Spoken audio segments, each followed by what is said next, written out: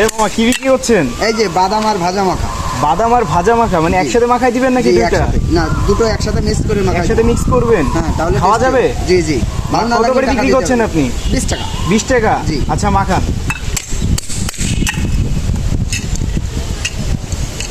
ঝাল টেস্টি, মুখে রুচি, বাদাম মাখা।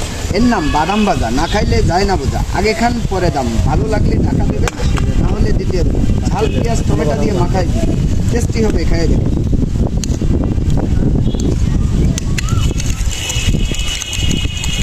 মা, যদি ভালো লাগে খাই দেখবেন, ঠিক আছে? ভালো না লাগলে টাকা দিতে হবে না। এই কতদিন ধরে বিক্রি করছেন একসাথে মিক্স করে?